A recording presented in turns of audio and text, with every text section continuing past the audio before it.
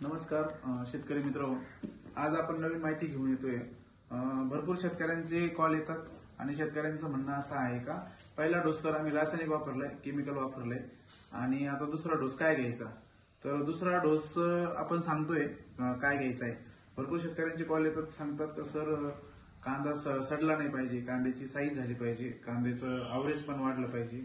तर ह्या माध्यमातून मी थोडक्यात तुम्हाला सर्वांना सांगेल डोस कसा घ्यायचा। थोडक्यात आम्ही जमिनीवरच काम करतोय, मी पहिल्यापासूनच सांगत पण आलेलो आहे का ते जमिनीवरच काम करतोय। दुसरा डोस हा आंबोनीला घेतो, तो येतो 1 महिन्याच्या कालांतराने, का ज्यावेळेस आपल्याला पाणी द्यायचं राहत असतं त्यावेळेस दुसरा डोस टाकताना काळजी अशी घ्या, सेंद्रिय कर्ब तो वाढतो आपल्या खताने, पण सगळ्यात महत्त्वाचं तुमचा कांदा जर साठवून ठेवायचा असेल, त्याची टिकवण क्षमता वाढवायची असेल वर्ष तर त्यासाठी हा उपाय करा आणि खूप छान आहे। मागील वर्षीचे त्याच्या मागील वर्षीचे सगळ्या शेतकऱ्यांचा हाच मेसेजमध्ये कमेंटमध्ये उत्तर येतं, सर आपल्या हाताने कांदा सडत नाही किंवा कांदा आपला त्याची साल वगैरे त्याचा कलर वगैरे तो जसं तसंच राहतो, त्याचं वेट पण भरतं।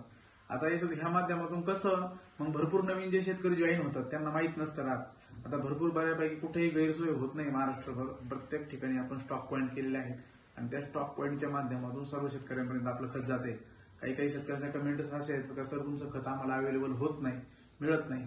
मी ह्या माध्यमातून चॅलेंज देणार नाही शेतकऱ्यांना, पण ह्या माध्यमातून शाश्वतपूर्वक सांगल तुम्ही जो खर्च करताय पहिल्यापासून किंवा सेकंड डोसला, याचं शेड्यूल वगैरे काही नसतं। भरपूर कंपन्या मी मागच्या 2-3 व्हिडिओमध्ये पण बोललेलो आहे का शेड्यूल वगैरे हा असा काही प्रकार नसतो। हे दोन डोसमध्ये सुद्धा तुमचं कांद्याचं पीक चांगल्या पद्धतीने निघू शकतो। ठीक आहे, पहिला जो रासायनिक केमिकल ज्या शेतकऱ्यांनी डोस टाकलेला आहे त्यांना दुसऱ्या डोससाठी सजेशन करतो, त्यांना असं सजेशन करेल का दुसरा डोस आपण एका एकराचं प्रमाण घेऊया। एका एकराचा पहिला तुम्ही केमिकलमध्ये 1846, 1232, 2424 जे काय टाकलं असेल ते टाकलं असेल।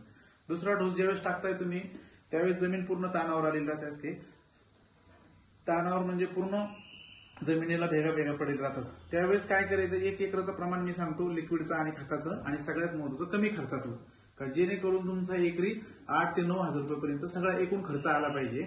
तर खर्च आपण सांगूया कसं करायचंय। आता एकरी पहिलं तुम्ही काय टाकलंय रासायनिक, पूर्ण एकराला 2424 असेल, 1232, 1846, महागंध 26 काय असेल ते टाकलं असेल।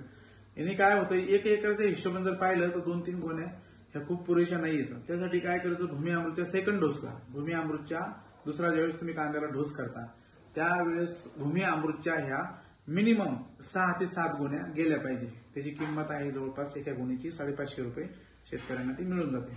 आणि त्याच्यामध्ये आपलं कांदा स्पेशल आहे, क्रिस्टल झाईम मध्ये दाणेदार आहे, त्याला अॅमिनो, फुलविक, सीविड याची सगळी कोटिंग केलेली आहे, क्रिस्टलमध्ये येतो। त्या 25-25 किलोच्या त्या 2 बॅग घ्या, भूमी अमृतच्या 6 बॅग घ्या, आणि त्याच्यामध्ये आपलं ह्युमिक आहे मायक्रोरायझा टाईप 98% ह्युमिक आणि प्लस मायक्रोरायझा पण आपण ऍडिशनल केलेला आहे, तो 1 किलो घ्या। हे झालं। आणि त्याच्यानंतर मला भरपूर शेतकरी म्हणतात सर गुळाचं पाणी केलं चालेल का, मी बिलकुल त्याच्याशी सहमत नाहीये, गुळाचं पाणी करण्याची गरज नाही।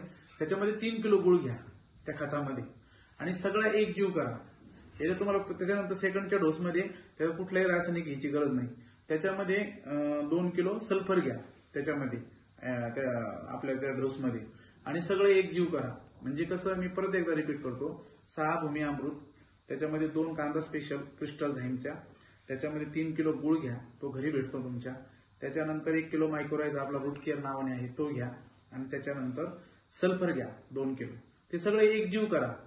आणि जिथं मी जसं मगाशी म्हटलं की जिथं जमीन ताणावर आहे, पूर्ण जमीन ताणावर आलेली राहते, आणि जिथं भेगा पडेल ते खत शिंपून द्या, म्हणजे पूर्ण वावरात शिंपून द्या, आणि त्याच्यानंतर लगेच पाणी देऊन टाका। पहा तुम्हाला कांद्याची पात पण वाढलेली असेल, तुमच्या कांद्याची साईज पण झालेली असेल, पांढरी मुळी पण ऍक्टिव्ह झालेली असेल। म्हणजे ज्या वेळेस भरपूर शेतकरी म्हणतात का सर मग आता पाणी देतोय आम्ही, खत टाकलंय, त्याच्यानंतर परत अजून साईज होण्यासाठी काही पोटॅश वगैरे सोडण्याची गरज आहे का किंवा टाकायची गरज आहे का, बिलकुल नाही। मग त्याच्यानंतर अजून खर्च म्हणण्यापेक्षा तुमची जमीनची सुपीकता वाढवण्यासाठी परत आम्ही भूमी चार्जर लिक्विड सजेशन करतोय। स्प्रे हा विशेष नाही, स्प्रे ज्यावेळेस तुमच्या कांद्यावर करपा येतोय किंवा थ्रिप्स येतात, तुडतुडे येते, जे काही त्यावेळेस तुम्ही केमिकलचाच हात घेतला पाहिजे, त्याच्यावर बाकी कुठल्याही गोष्टींनी कंट्रोल होत नाही। तर पण त्याच्यानंतर अजून तुम्हाला कांद्याची साईज करायची, अजून त्याची टिकवण क्षमता वाढायची असेल तर त्याच्यानंतर ज्यावेळेस आपण तुम्ही फ्लोनी पाणी देता किंवा ड्रिप सॉइल ऍप्लिकेशनने पाणी देता तर त्यावेळेस 200 लिटर पाणी करा. 200 लिटर पाण्याला 2.5 ते 3 लिटर भूमी चार्जर घ्या. त्याच्यात 1 किलो गूळ टाका बारीक करून, 1 किलो दही टाका. म्हणजे बॅक्टेरिया, कॅल्शियम आणि कार्बन हे दोन्ही पण त्या याच्यातून लिक्विड मध्ये मिळून जातं. आणि ते फ्लोनी सोडून द्या. ज्या वेळेस तुम्ही कांद्याला पाणी देता त्यावेळेस ते फ्लोनी सोडून द्या. अतिशय सुंदर कांदे येतात. सगळ्यात मग तुमचा कांदा टिकतो, अवरेज वाढतं, टनानी अवरेज वाढतंय, सगळ्यात महत्वाचं खर्च कमी येतोय. बोगस खर्चाला पूर्णपणे आळा द्या.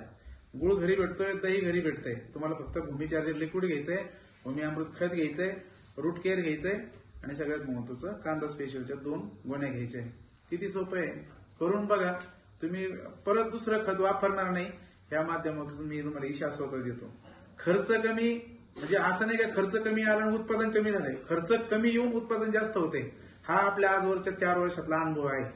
आणि माझी मानसिकताच ही काही ह्या माध्यमातून शेतकरी वाचला पाहिजे, त्याचे 2 रुपये वाचले पाहिजे आणि उत्पादन कसं जास्तीत जास्त घेता येईल या माध्यमातून हाच सांगायचा तुम्हाला प्रामाणिक प्रयत्न आहे.